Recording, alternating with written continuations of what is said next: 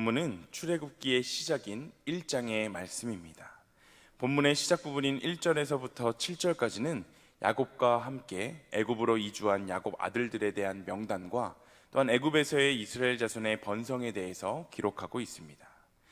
이처럼 이스라엘 민족의 출애굽 역사를 기록하고 있는 출애굽기 서두에 400여 년 전에 애굽에 내려왔던 야곱 아들들의 명단과 또 이스라엘 자손의 번성을 기록하고 있는 것은 출애굽기가 바로 그냥 따로 떨어져 있는 그러한 책이 아니라 창세기에서부터 이어지는 연속적인 이야기임을 보여주기 위한 것임을 우리가 알 수 있습니다. 본문 1절에서 5절까지를 보면 야곱은 그의 가족들을 이끌고 요셉이 총리로 있는 애굽으로 이주하였습니다. 그런데 이처럼 야곱의 가족이 애굽으로 이주한 이유는 당시 살고 있었던 그 근동 지방에 극심한 가뭄이 있었기 때문입니다. 그러나 사실 이러한 가뭄도 다 하나님의 뜻이었음을 우리는 말씀을 통해 알 수 있습니다. 하나님은 야곱 가족을 가나안에서 애굽으로 이주를 시키기를 원하셨는데 그것은 하나님의 백성이 거룩하게 구별되기를 원하셨기 때문입니다.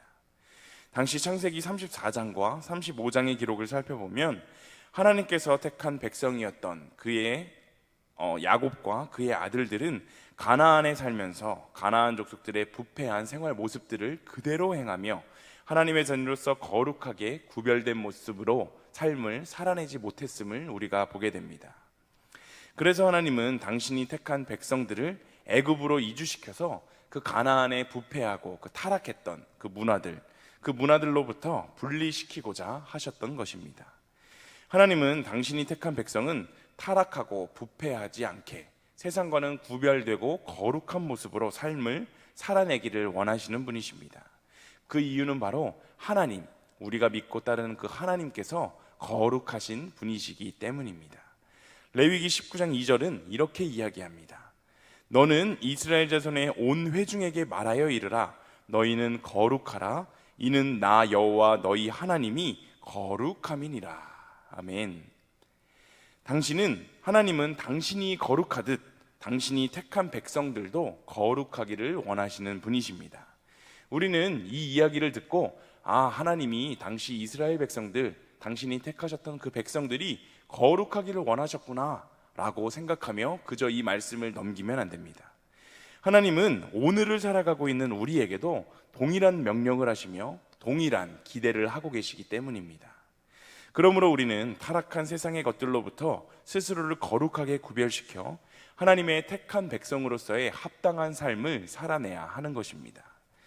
하나님은 우리 모두에게 오늘도 하루라는 시간을 선물로 주셨습니다.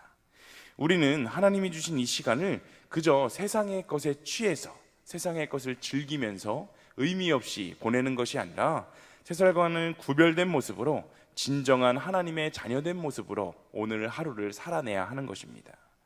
하나님이 오늘을 우리에게 선물로 주신 것은 분명한 하나님의 놀라운 뜻과 계획이 있으신 것입니다.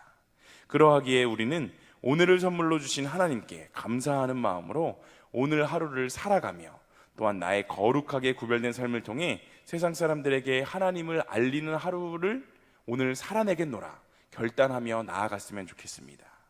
오늘도 우리의 삶이 세상과의 거룩한 구별을 통해 온 백성이 구원받아 하나님 나라에 이르기를 원하시는 하나님의 높고 크신 그 계획을 이루어 가시는데 쓰임받는 일신교회의 모든 성도님들 다 되시기를 간절히 소망합니다. 오늘 본문 7절은 이렇게 이야기합니다. 우리가 함께 읽어보도록 하겠습니다. 이스라엘 자손은 생육하고 불어나 번성하고 매우 강하여 온 땅에 가득하게 되었더라. 아멘. 7절은 애굽으로 이주한 이스라엘의 자손들이 크게 번성했음을 지금 잘 보여주고 있습니다. 출애굽기 38장 26절에 의하면 출애굽 당시에 이스라엘 자손은 20세 이상의 남자만 60만 3,550명이었다고 말합니다. 당시 숫자에는 여자와 20세 이하의 사람의 수는 포함되지 않았기 때문에 지금 이 수에다가 여자와 20세 이하의 사람들의 수까지 합치면 출애굽 당시 그 이스라엘의 인구는 200만 명은 좋게 되었을 것이라고 성서학자들은 이야기합니다. 200만 명이면 우리나라를 기준으로 웬만한 한 개 광역시의 인구를 초과하는 그러한 인구입니다. 이것이 야곱 가족 70명이 근동 지방에 임했던 가뭄으로 애굽으로 이주한 지 불과 430년이 지난 후에 이렇게 된 것입니다. 이스라엘 백성들의 폭발적인 인구 증가는 하나님의 역사심이 아니고서는 도저히 설명이 불가능한 일입니다. 이러한 이스라엘 자손의 번성은 하나님께서 이스라엘 조상들과 맺으신 자손 번성의 약속의 그 성취였습니다. 창세기 46장 3절에는 애굽으로 가기를 주저하는 야곱에게 하나님께서 하시는 말씀이 있습니다. 제가 읽어드리겠습니다. 하나님이 이르시되 나는 하나님이라 내 아버지 하나님이니 애굽으로 내려가기를 두려워하지 말라. 내가 거기서 너로 큰 민족을 이루게 하리라. 아멘. 애굽으로 내려가기를 두려워하지 말라. 내가 거기서 너로 큰 민족을 이루게 하리라. 이스라엘 자손의 번성은 하나님께서 당신의 약속을 아주 신실하게 잊지 않고 이행하신 결과였습니다. 이스라엘 자손이 애굽으로 이주할 때는 정말 미미한 존재에 불과했습니다. 그러나 430년 후에 이스라엘 자손은 애굽인들이 두려워할 만큼 심히 번성하고 심히 강성해졌습니다. 그들이 이와 같이 번성하고 강성해질 수 있었던 이유는 전능하신 우리 하나님께서 그들과 함께 하셨기 때문입니다. 하나님은 당신의 약속을 변치 않으시고 반드시 이루시는 신실하신 분이십니다. 그러므로 우리는 하나님의 약속은 무엇이든지 반드시 성취될 것을 믿고 확신하며 나아갈 수 있어야 합니다. 때로는 그 약속이 너무 더디 이루어지는 것 같고, 때로는 아예 그 약속 자체를 하나님이 잊으시고 나라는 존재 자체도 잊어버리신 것 같다라는 생각이 들 때에도 분명한 것은 하나님은 언제나 우리와 함께하고 계시고 우리의 삶의 자리, 기쁨의 자리나 또한 슬픔의 자리, 어려움의 그 자리에 언제나 나와 함께하고 계시다는 그 사실입니다. 하나님께서 우리를 버리거나 또 잊으시는 일은 절대로 없으십니다. 이스라엘 자손들이 번성함으로 엄청난 박해를 받게 되는 엄청난 그 삶의 어려움이 찾아왔을 때조차도 그들은 생육하고 불어나 번성하고 매우 강하여 온 땅에 가득하게 되었던 것처럼 이스라엘을 지키셨던 그 하나님은 여전히 동일하신 모습으로 오늘 우리와도 함께하고 계십니다. 그러하기에 우리의 삶에 언제나 필연적인 고통과 고난의 문제들은 여전히 존재하지만, 그럼에도 불구하고 고통의 순간에도 당신의 약속을 신실하게 지키시는 그 하나님을 우리가 기억하며 나의 삶에 찾아오는 문제보다 크신 하나님께서 부어주시는 놀라운 사랑과 위로를 경험하시는 일신교회의 모든 성도님들 다 되시기를 간절히 소망합니다. 오늘 본문 8절 이하를 살펴보면 하나님의 특별하신 섭리와 축복으로 이스라엘 자손들이 크게 번성하게 되자 애굽 왕 바로가 두려움을 느끼게 되고 이스라엘 백성들을 박해하는 장면이 등장하게 됩니다. 이로써 지금까지 유지되어 온 이스라엘과 애굽 민족 사이의 평화적이었던 관계는 깨어지고 양 민족 사이에 심각한 갈등이 생기게 된 것입니다. 그에 따라 이스라엘 백성들은 극심한 고통 가운데 괴로워할 수밖에 없었습니다. 본문 8절은 이렇게 이야기합니다. 우리가 함께 읽어보겠습니다. 8절입니다. 요셉을 알지 못하는 새 왕이 일어나 애굽을 다스리더니. 아멘.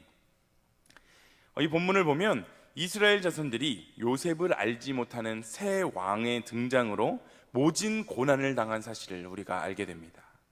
애굽으로 이주한 이스라엘 자손은 하나님의 축복과 섭리로 그곳에서 생육하고 번성하는 축복을 받았지만, 동시에 그로 인하여 애굽인들의 경계의 대상이 되어서 지금 박해를 당하기 시작한 것입니다. 애굽인들은 이주민이었던 이스라엘 자손의 번성을 한편으로는 시기하고 또 다른 한편으로는 두려워하며 그들을 박해하기에 이르게 되었습니다.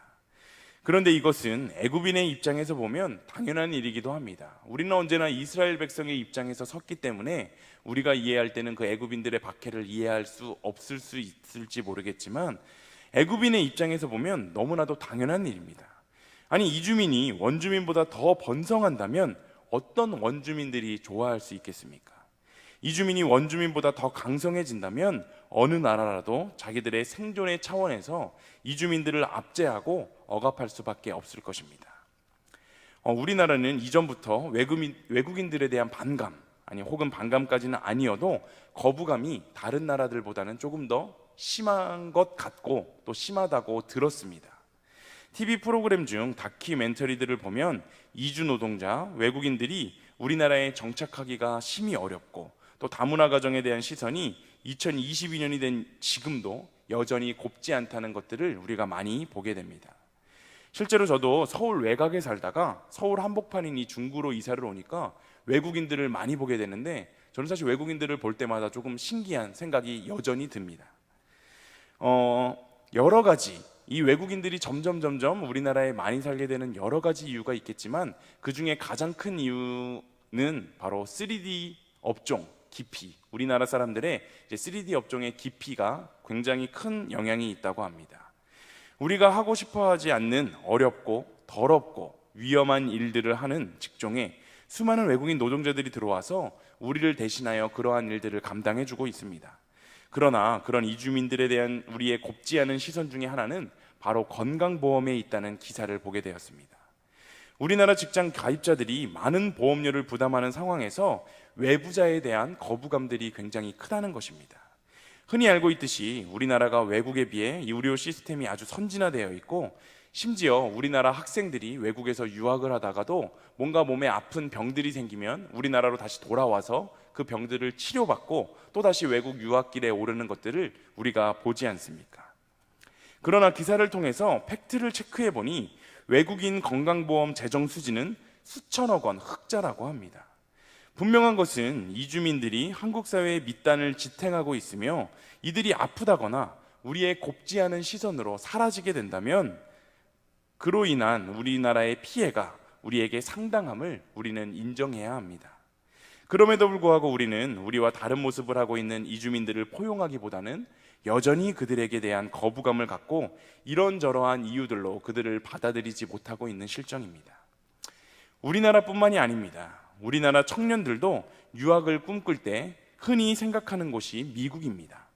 미국에 유학을 가게 되면 멋진 도심 한복판에서 공부도 하고 스타벅스 커피를 한 잔 들고 어디 공원을 산책하면서 공부하는 그러한 것들을 상상하게 됩니다. 하지만 미국의 정책으로 인해서 이제는 유학 온 학생들이 공부를 하면서 학교가 아닌 다른 곳에서 돈을 버는 행위가 금지되었다고 합니다. 또 그들이 만약 학교가 아닌 다른 곳에서 돈을 벌다가 발각되면 그대로 학위를 마치지 못하고 한국으로 추방을 당하게 된다는 사실을 들었습니다.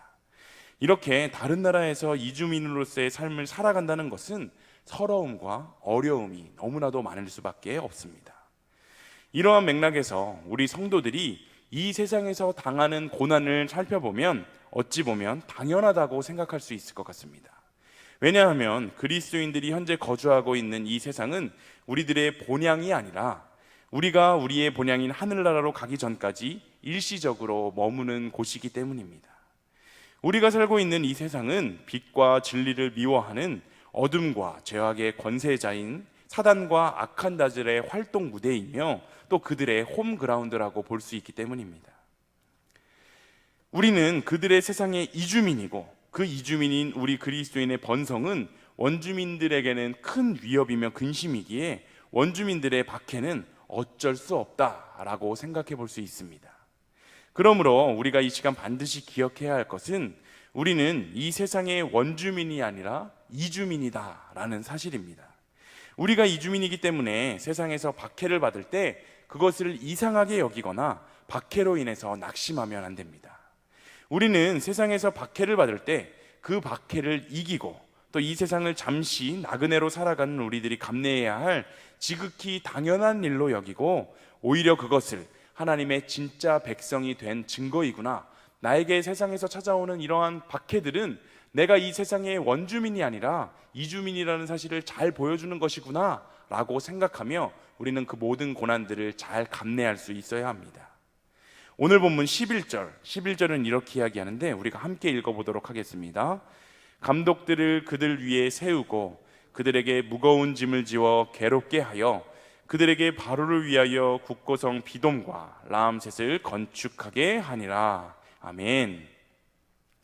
한동안 애굽 사람들에게는 이주민이었던 이스라엘 자손이 그곳에서 평안하고 화목하게 지내는 듯 보였지만 결국 시간이 지나 바로가 이스라엘 자손에게 무거운 짐을 지워 괴롭게 하였음을 우리가 알게 됩니다. 또 13절, 14절에 보면 이주민들의 번성으로 근심이 생긴 애굽왕 바로는 일부러 이스라엘 자손들에게 일을 아주 고되게 시키고 또 어려운 노동으로 그들의 생활을 어렵게 하였다라고 말합니다. 이러한 상황 속에서 이스라엘 자손은 정말 낙심할 수밖에 없었을 것입니다. 하지만 오늘 본문을 주목해 보면 이스라엘 자손들의 고난은 사실 믿음의 눈으로 볼 때 그들에게 구원의 때가 이르렀음을 알려주는 하나님의 신호였음을 우리가 깨달을 수 있습니다.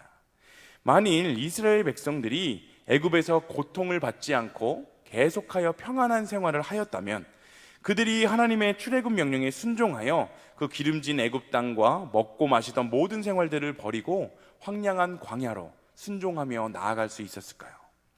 그들이 애굽에서의 모진 고통을 당했기에 하나님의 출애굽 명령이 떨어지자마자 애굽에 대한 모든 미련을 버리고 과감히 애굽을 떠나 광야로 향할 수 있었을 것입니다. 또한 본문 16절 이하를 보면 하나님은 바로의 이스라엘의 모든 남자를 죽이라는 그 명령이 내려진 가운데에서도 출애굽의 지도자였던 그 모세를 준비시키시고 세우셨습니다. 이것도 극심한 고난의 절정에 이르렀을 때 그때 바로 그때에 하나님께서 구원을 준비하고 계심을 우리가 잘 알 수 있습니다. 예수님의 삶도 마찬가지였습니다. 사단과 그의 조종을 받은 유대인들은 예수 그리스도를 십자가에 못 박아 죽임으로 인류를 구원하시려는 그 예수님의 구속 역사, 하나님의 그 구속 역사를, 구속 계획을 방해하려고 했습니다.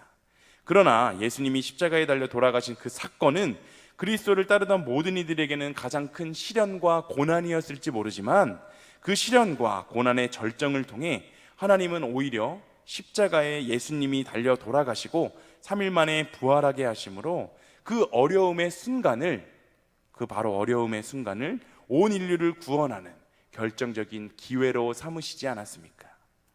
이 시간 하나님의 백성의 고난의 때는 또한 하나님의 구원의 때다. 하나님의 백성의 고난의 때는 바로 하나님의 구원의 때라는 사실을 우리가 기억했으면 좋겠습니다. 기독교 역사를 돌아보면 아이러니하게도 기독교는 세상의 학대가 심할 때 도리어 강성해졌습니다. 세상은 강하게 학대하고 핍박하고 학살함으로 순교자가 많아지면 기독교가 사라질 것이다 라고 생각했지만 결과는 오히려 반대였고 수천 년이 지난 지금도 그리스도의 복음은 여전히 강성하며 오늘도 우리가 그리스도의 복음을 함께 나누고 있지 않습니까? 하나님의 자녀인 우리는 세상의 어떠한 고난과 핍박 가운데서도 반드시 승리한다. 우리는 모든 고난들 반드시 이겨낼 수 있다라는 사실을 기억하고 믿음으로 모든 어려움을 극복해 나가는 일신교회의 모든 성도님들 다 되시기를 간절히 소망합니다. 이 시간